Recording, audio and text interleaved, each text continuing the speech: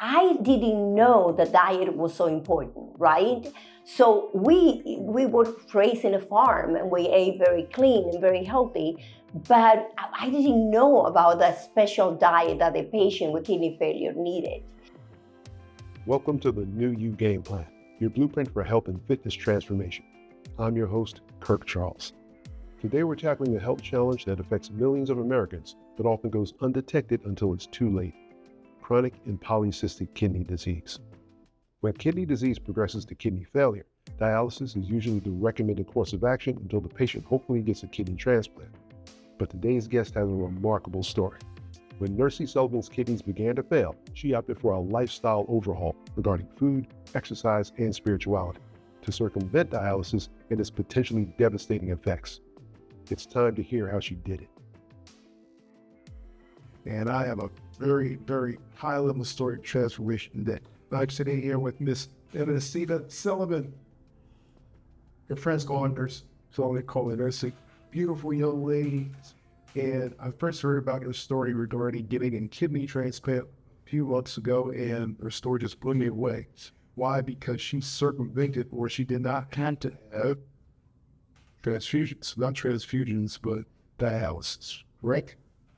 And that is an amazing story. I've never known anyone to ever do this before. So I had to get her story to Canada so all of you can benefit from, because I'm sure you know someone who may be suffering, for kidney disease or some other malady where you may need to get some type of a transfusion or dialysis. But this lady, okay. So welcome, Nursey. Thank you. Thank you for having me. And thank you for having me. Appreciate being invited into your home. And, just to get started, tell me about your childhood. Where did you grow up? I grew up in the Dominican Republic. Village. And when did you move over here to this country? I was 22 and a half when I moved to America in 1986. When you were young, you were in perfect health, to your knowledge? Perfect health. And all of your siblings were too? Yes. Okay. And then your mother, when she came over, she had kidney disease. Describe about the disease she had, what type of ailment it was. When I was 11 years old, I found out that my mother had a kidney failure. But at that time, they didn't call it kidney failure. I don't even think they had a name for PKD, at least not in the Dominican Republic. PKD, what is that? Polycystic kidney disease. It's a condition that the patient gets. At the time, they told my mother that she had like mosquitoes like in her kidney. That it was like little spots, but not to worry, nothing was going to happen to her. As time went by, my mother's kidney started, those little dots in my mother's kidney connected, and then it took the life of the kidney. The kidney is it cleanses the body. So the ability to cleanse her body was not longer available, and that's when my mother had to go on dialysis. And you were 11 years old, is that? Yes, but at that time, my mother was fine. She continued having more kids. Life was beautiful. She was healthy, and then polycystic kidney disease started affecting most patients after the late 30s, 40s, in the 50s. It's time for transplant. And dialysis can start anytime after 38 years old. So that was my mom. I think she started dialysis in her early 50s. In her early 50s. Yes. And the care for her at that time, when you or your siblings taking her back and forth to the hospital? To dialysis center. So dialysis, the way is still the same way. A patient goes to dialysis 3 times a week for 3.5 hours. So either the patient is recuperating from dialysis the next day, and you go Monday, Wednesday. Let's say my mother always went Monday, Wednesday, and Friday. So Tuesday, Thursday, and Saturday, my mother was recuperating from the day before. So it's not like you get a treatment and you have a fabulous life. You get a treatment and now your body has to adjust to all the electrolytes and all the symptoms that happen while the blood is taken out of the body, washing it and putting it back in. That's the system. So you said she was recovering the day after. What about on Sunday? How does she feel on Sunday?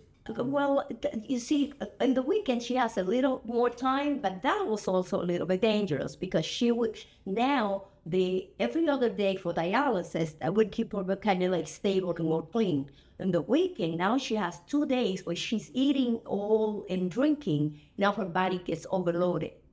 So by Monday, she's exhausted because she has to go back to dialysis. It's a constant up and down, but it's never a great life. So watching that, it was truly scary for me and painful to watch because you feel helpless, that you can't help make it better. Now, you mentioned she had PKD. Is other members of your family have PKD, like her brothers or sisters or her brother and father? Actually, my mother inherited PKD. It's a genetic condition. She inherited it from her father. We didn't know this until years later when my brothers and sisters started showing the same symptoms. Then we realized that my mother's father and her 2 sisters that passed before died of the same symptoms. That's how we realized, okay, this is coming from our ancestors. And as the years started going by, my brothers and one of my sisters especially started showing symptoms and getting sick. Then she went on dialysis and, transplants and the whole story. And at the same time, my uncles and cousins were showing the same symptoms in the same side of my mother's family. So this is a condition, I think at the moment there are about 14 kidney transplants in my family and some deaths that are related to it as well. There are no vaccines or any type of medication that you can take in order to prevent. Now they are. But at the time, there was nothing. And even the information was conflicting because I remember I found out that I had PKD, polycystic kidney disease, at age 32. And because I was so educated in my own family, watching what was happening to them, and I was here in America, I was able to get genetic testing. And that's how I found out, yes, you do have polycystic kidney disease. They advised me not to have more than 2 kids because it's aggressive to the body. But they say it would be good for you to have 2 kids.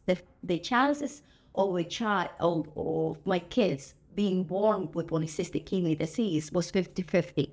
So they say if one of your kids one day need a transplant and they have each other to support each other. So I follow instructions. I have 2 daughters, and they don't have polycystic kidney disease. I got lucky. And how old are your daughters? My daughters are 28 and 29. Now, of your 10 siblings, how many of them have PKD? There is 7 of us. So it's 50-50 chances. In my family, it's 70%. Now, with your brothers and sisters, 7 have PKD. How many of them went on dialysis? How many on dialysis? It was my sister Susie. My mother was on dialysis, and pretty much the rest didn't go on dialysis. They didn't go on dialysis? No. What did they do? We waited as long as possible. So after watching the struggles that my mother went through with dialysis, my mother was on dialysis, then she got a kidney transplant, then she went back to dialysis. And then at 78, she decided that it was too hard, that she didn't want dialysis anymore, and she chose to let go because it was too painful. You did not go on dialysis. I did not. What did you do in order to maintain your health? I changed my lifestyle, diet. Watching what was happening, especially my mother, she was my patient. I took care of her medicine. I was the one, we all work, to help her. But my job was her diet and her doctors. I managed her medications and all that stuff. And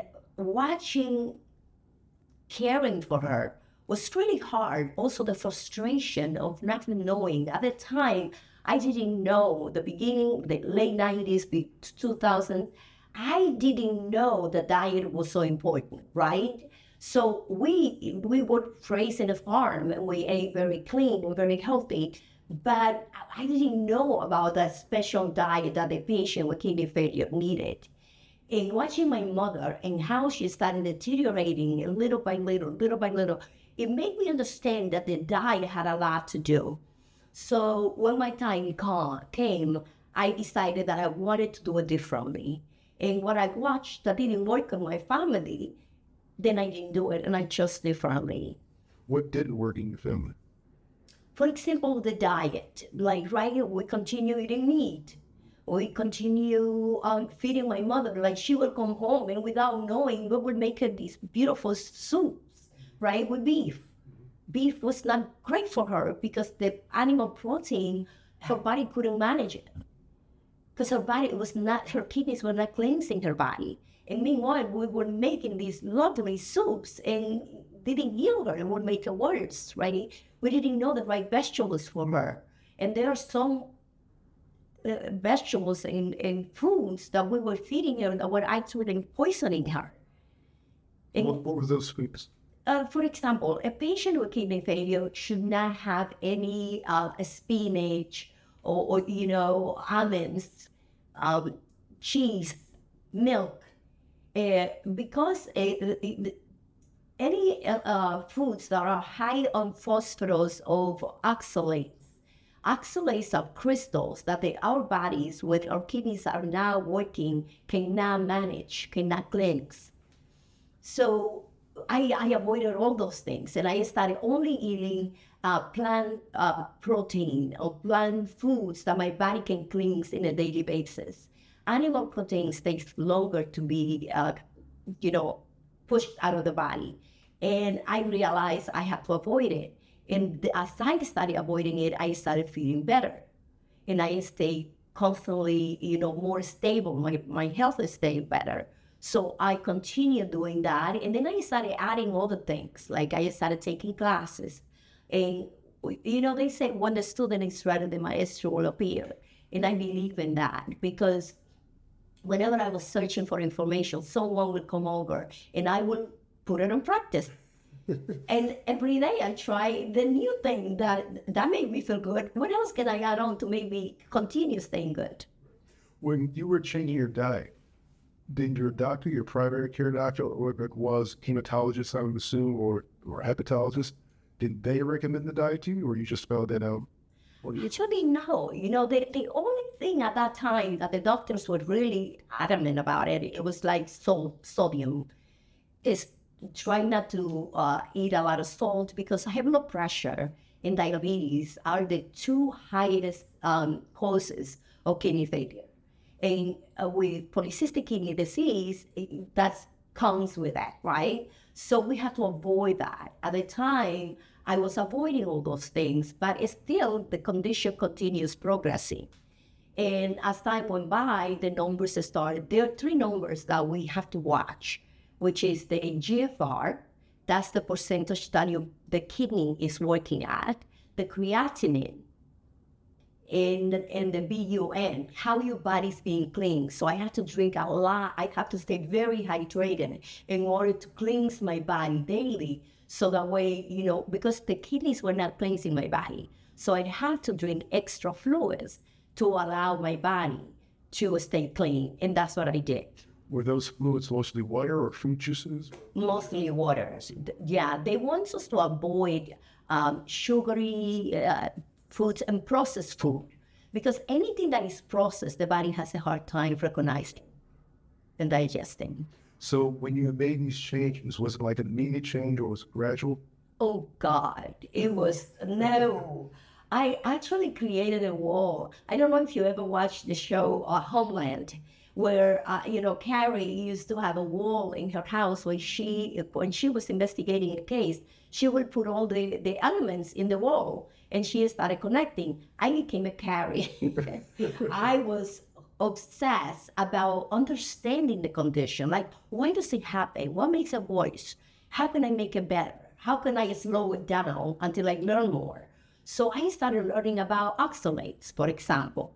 And then I found a class that was teaching, that was a module. I was like, this is brilliant. Somebody told us. Then it was like sodium and how the sodium appears. Like I thought sodium was only like, I take salt and I put it in my food. Sodium is in everything. And then I started understanding things. And I learned about phosphorus, oxalates,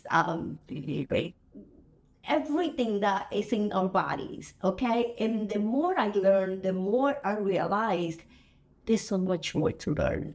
So I started finding classes. I found a program that was especially for kidney patients with kidney failure. And it was a program from all over the world, which made me, and then I got a bunch of friends where we were all looking for the same information. So not only did I learn by watching the modules that they were teaching us, I learned from the patients in Italy, in Canada, in England. Everybody was searching for the same information. And we were getting better. Now, regarding your diet change, how did you feel up to the time you were to get your kidney transplant? Did you feel fine? Did you feel sick like you said your brother's assisting you? You know, I was pretty much fine up to like the last 4 years when I really had to intensify the diet. After the last 4 years, my numbers went down to 20. 20 is when the doctors pay attention and they put you on dialysis. They put you on a waiting list for a transplant. Is that 20% functioning of your kidney? Of the kidney. That's the GFR. Beautiful. Yes. So that when the GFR gets to 20, you qualify to get on a waiting list for a transplant. And also the doctors start educating you about starting to start planning dialysis. That's when I realized I need to work. And I went to work. I learned, I started taking classes. I became also a yoga teacher, so I can meditate and quiet my mental health. Because, you know, the mental health has a lot of capacity to help with high blood pressure. So I realized this helps. So I was taking classes and then I decided to be a yoga teacher. Not to teach others. My goal was, how can I do it every day to stay alive? And I did that, and then I kept finding other classes that will help me with add on more elements to stay alive while slowing down the process of losing my health and be able to get to transplant without dialysis. When you said your GFR was 20%, is that in both kidneys? Was one kidney totally not functioning? How does that work? It was actually both kidneys at the same time. By the time I got to transplant, one of my kidneys was 2 pounds. Mind you, a kidney is about 8 ounces. And mine was 2 pounds one, and the other one was 2 ounces, like 14 ounces. 1 pound and 14 ounces. So they were almost 4 pounds.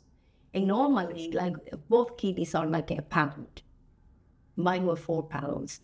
So that's when I realized, you know, I need to, and they show me whenever I got a sonogram, sonograms, they show me how the cysts were connecting and how big they were. So they were like, you need to start planning dialysis.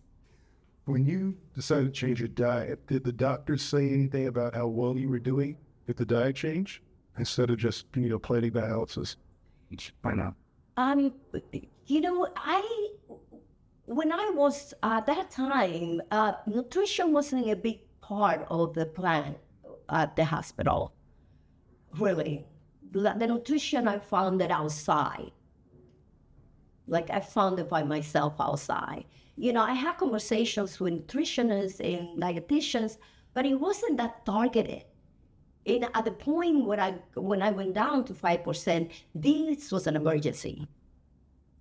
So negotiating with like eating a little bit of this and a little bit of that didn't work. Because at this point, I'm taking potassium binder and phosphorus binder, meaning my body wasn't cleansing itself. I have to have supplements that will bind with my food to be able to get it out of my system. So the education was crucial. Let's fast forward to the point where you're about to get your transplant. Did you find out any information regarding how your body was, were you going to like fail or possibly die within a month or so if you didn't get this transplant, or what happened? What was going on around that time? Actually, 14 months before my transplant, I realized I'm in trouble.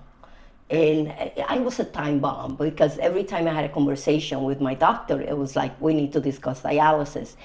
And I did it all before. I actually hired a doctor who introduced me into peptides and exosomes, and I got injections. He told me, for a month I did a treatment, very pricey, and he told me, this is not gonna cure your kidneys, but it might slow down the progression. I'm like, let's do it. And 2 months later, I found out that someone was doing plasma therapy, and in America was $20,000. In Argentina was half. I went to Argentina last May, and I got a treatment. And I do believe that those treatments helped me slow down the progression and allow me 14 months, I was at 5% without dialysis. And up to the last minute, I was working out, and I was full of energy, and I was not sick. I had a condition, but I never felt myself like a sick patient. And I don't recommend this to everyone, but for me, I had so much information watching my family getting sick, throwing up, and watching the symptoms. I didn't have those symptoms. So this is the reason why I decided to wait it out, because I was feeling okay. I knew transplant was imminent. And then for 4 years, I was at a center on the waiting list for a transplant, because for 4 years I was under 20. And, but I kept my health, I kept working, I kept doing my life. But when it came to April last year, I decided to move from one center. I didn't feel like they were working fast enough for me, and I moved to another center. And when I did that, it was the first time that I found out that I not only was in kidney failure, but I was also in liver failure, and that I needed a double transplant. That was shocking, because I was not prepared to hear that.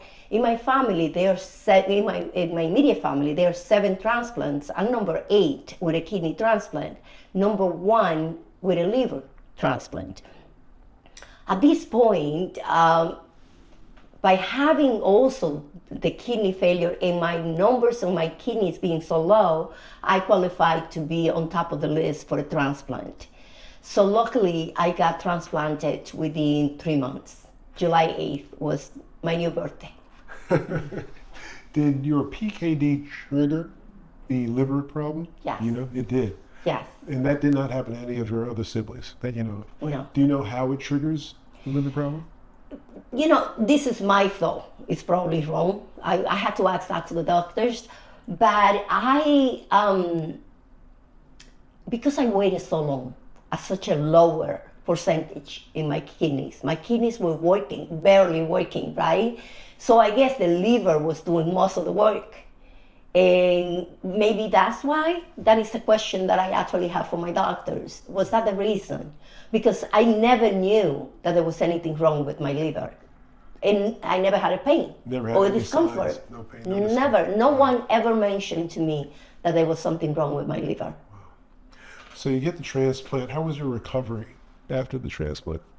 Tough. Tough? Yes. That was like doing a triathlon. Yes. So what were you going through? And was anyone helping you out at home? Oh God, I had the most incredible family. My sisters are gold, and my friends. All my friends and clients and family, everybody showed up to support me in every way possible. I was in the hospital from July 8th to July 23rd. Intensive care the first week. Like, I was intubated for 3 days after the transplant. So it was a rough. I got 6 surgeries in one. So six. So I got the 2 kidneys removed, the liver and the gallbladder. And then after, I got a liver and a kidney put back. So that's 6 surgeries in one, and that lasted 14 hours. 8 days after, they found out that something got disconnected or got clogged up, and they had to go back in. So I went back in for 3.5 hours, total 17.5 hours of surgery. The recovery was the most painful thing I had ever experienced in my life. But every day it got better. Every day I felt better. And today, 11 months later, tomorrow is 11 months. 11 months later, I feel like I'm 25 again. Did you lose any weight? Were you just weak, nauseous during that time? God, I lost 24 pounds. 24. Yes. It took me 11 months to get it back, so I'm back to my previous weight. But it was a difficult situation. I didn't realize that losing 24 pounds in a month was so harsh.